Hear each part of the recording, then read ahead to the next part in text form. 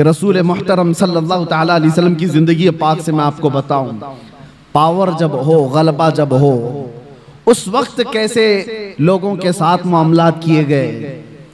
तो चले कुफ्फार और मुशरिकीन गालिब आ गए तो उनकी बात अलग है कि उन्होंने अपने जुल्म की सारी हदें पार कर दी, जुल्म की सारी हदें पार कर दी। जब गलबा मिला था काफिरों को उहद के मैदान में, बदर में मुसलमानों को गलबा मिला था, उहद में कुफ्फार और मुशरिकीन को गलबा मिला। दोनों के दरमियान जमीन आसमान का फर्क है। बदर के मैदान में भी 70 काफिर मारे गए थे और उहद के मैदान में 70 मुसलमान शहीद हुए थे। 70 मुसलमान शहीद हुए, लेकिन दोनों में फर्क इतना है, बदर में जितने 70 काफिर मारे गए थे, एक एक को चुन करके लाया गया, एक गड्ढे में डाला गया, सारी लाशों को ला करके हुजूर ने उनको खिताब भी किया। शाम के वक्त हदीस पाक में हुजूर उनसे बात कर रहे थे, बताओ ऐ मरने वालों, क्या तुमको वो चीज मिल गई जो तुम्हारे खुदाओं ने तुमको वादा किया है, या तुम अपने खुदाओं से जो यानी उम्मीद रखते थे। सहाबा तो ये पूछ रहे थे, या रसूल अल्लाह आप इनको खिताब कर रहे हैं, ये तो मरे हुए। हुजूर फरमाते हैं या जिंदों से ज्यादा सुनते हैं। ये मामला है बदर के मैदान का, पावर था, गलबा था, और उधर उहद के मैदान में पावर और गलबा कुफ्फार को था। क्या किया इन्होंने? 70 मुसलमानों को जो शहीद किया, अमीर हमजा का सीना चाक करके कलेजा निकाल के चबाया था। इंसानों में ये हरकत हो सकती है? कोई इंसान ये कर सकता है? जानवर खाते होंगे जानवरों को, इंसान नहीं। पावर जब मिला तो सीना चाक करके कलेजा निकाल करके चबाया। दूसरे क्या किया? साद इब्ने रबी, उनके पेट को फाड़ दिया और अंतड़ियां बाहर निकाली, गले में डाल लिए गए। क्या ये इंसान कर सकता है? तीसरी मिसाल हजरत अनस बिन नुज़ैर, ये वो सहाबी हैं, उनकी बहन कहती हैं सिवाय उनकी शहादत की उंगली के उनका जिस्म मिला ही नहीं, कुचल दिया गया था, पूरा रौन दिया गया था, पूरे जिस्म को रौन दिया गया। एक उंगली से पहचान में आए कि अनस बिन नुज़ैर की लाश। लाशों के साथ ये किया। जब पावर आया तो, ताकत आई तो ये किया। चौथी मिसाल, ये तो एक दो नहीं है, कई मिसालें। अब्दुल्ला बिन जहश एक सहाबी, उनके जिस्म के 80 टुकड़े किए गए और हर टुकड़े को रस्सी में पिरोकर हार बनाया। ये पावर जब आए तो कुफार ये करते हैं। और रसूलुल्लाह सल्लल्लाहु ताला अलैहि वसल्लम के हाथ में जब पावर आया, अब मैं आपको बताऊं, यह उहद का मैदान था जहां जंगली जानवरों से ज्यादा जुल्म कुफार और मुशरिकीन ने किया सहाबा के साथ। 70 सहाबा जो शहीद हुए हैं, सबकी लाशों के साथ इन्होंने बहुत बुरा सलूक किया है, बहुत बुरा सलूक किया है। जंगी कानून भूल जाते हैं लोग जब पावर में आते हैं, ताकत में आते हैं। और यही पावर जब रसूलुल्लाह के हाथ में आया, 10,000 का लश्कर लेकर मेरे आका 20 रमजान को मक्का में दाखिल हो रहे हैं। उस वक्त जंग करने जैसी नौबत भी नहीं थी। कुफ्फारे मक्का सब भागे भागे फिर रहे थे, मुकाबला करने की ताकत नहीं थी, खानदान बिखरे हुए थे, हुजूर के सामने खड़े होने की हिम्मत नहीं थी, सब छुप रहे थे।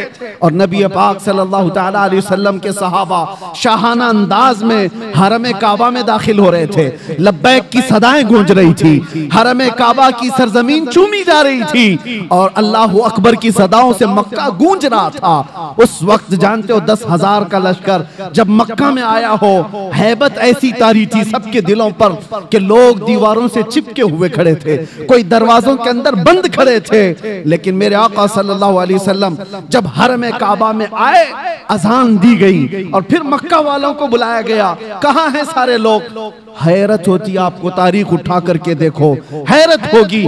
जिसने हुजूर पाक सल्लल्लाहु अलैहि वसल्लम के मुकाबिल में एक दो नहीं कितनी जंगें लड़ी।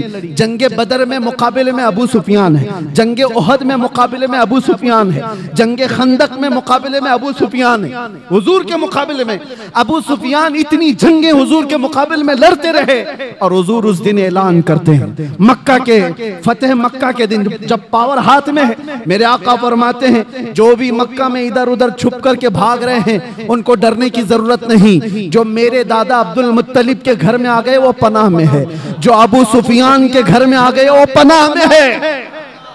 दुश्मन के घर में अबू सुफियान को ये मकाम दे रहे हैं।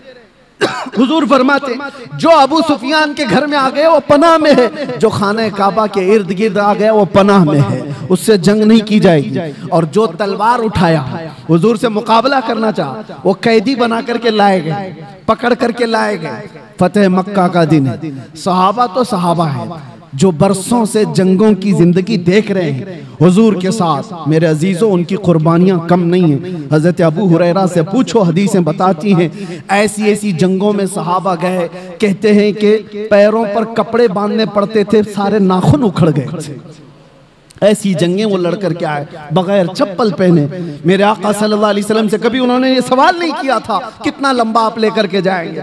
एक जंग से लौट रहे हैं, जिब्राइल अमीन आए, हुजूर से कहा या रसूल अल्लाह, अल्लाह का हुक्म है यहीं से दूसरी जंग में जाना है। सहाबा 1 महीने की जंग के बाद लौट रहे थे, जख्मी थे, नसें कटी हुई थी। हुजूर ने जिब्राइल से कहा मेरे सहाबा से पूछ लूं, ये मदीने से 5 किलोमीटर ही बाकी था घर, वापस रास्ता 5 किलोमीटर का, 1 महीने की जंग के बाद वापस आ रहे। हुजूर ने सहाबा से पूछा, जिब्राइल आए अल्लाह का हुक्म लेकर, यहां से दूसरी जंग में जाना है, तुम्हारा क्या मशवरा है? सहाबा में से किसी ने एक ने ये नहीं कहा मरहम पट्टी कर लें, बीवी बच्चों से बात कर लें, घर के हाल चाल देख कर के आए। नहीं, सारे सहाबा एक जबान होकर कहते हैं या रसूल अल्लाह, देर किस बात की, देर किस बात की, चले यहीं से चलते हैं। ये वो सहाबा है, ये वो सहाबा है जंगों ने उनको चूर चूर किया था। तो फतेह मक्का के दिन लाजमी बात है मेरे अजीजों, पावर हाथ में था, गलबा हाथ में था, ताकत हाथ में थी। जितने आज तक लड़ते थे वो सब कैदी बनकर के हाथ सामने खड़े थे। तो किसी साहबी ने ऐलान कर दिया अल यौम यौमुल मलहमा, आज तो छींटड़े उड़ाने का दिन है, आज के तो गोश्त के टुकड़े उड़ाए जाएंगे। मेरे आका ने उस सहाबी का नारा बदल दिया, अल यौम यौमुल मलहमा। मलहमा का मतलब होता है गोश्त के पीस पीस किए जाएंगे।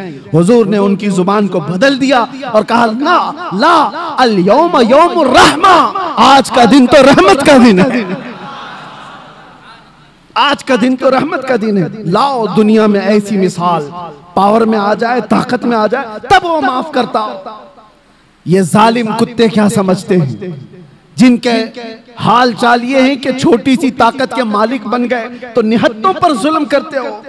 अपने बराबर की ताकतों से लड़ने की तो इनके अंदर हिम्मत नहीं है। ये लड़ना चाहे तो लड़े ना, जो आज पावरफुल ताकतें हैं ये आपस में क्यों नहीं लड़ते? इजराइल को लड़ना है तो चाइना से जाके लड़ ले, कोरिया से लड़ ले जो बैठा हुआ है। जिनके पास पावर है उनसे क्यों नहीं लड़ते? इनको पता है हेकड़ी निकल जाएगी। लड़ना है तो उन गरीब निहत्तों से जिनके पास सब्जी काटने की चाकू भी नहीं, जिनके पास बीमार हो जाए तो दवाई की गोली भी नहीं, उनसे लड़ना है। इसको ताकत नहीं कहते, इसको दुनिया की सबसे बड़ी बुज़दिली कहते हैं, सबसे बड़ी बुज़दिली। और ऐसा जब जुल्म होता है तो अल्लाह की मदद आती है, आएगी, वक्त लगेगा। एक मिसाल मैंने खाली आपको दी, जब मेरे आका सल्लल्लाहु अलैहि वसल्लम के हाथ में पावर आया फतेह मक्का के दिन, हुजूर ने सबको माफ किया, कहा कि इज़हबू अंतुम तुलक़ा, जाओ आज सब के सब तुम आजाद, आज सब के सब तुम आजाद।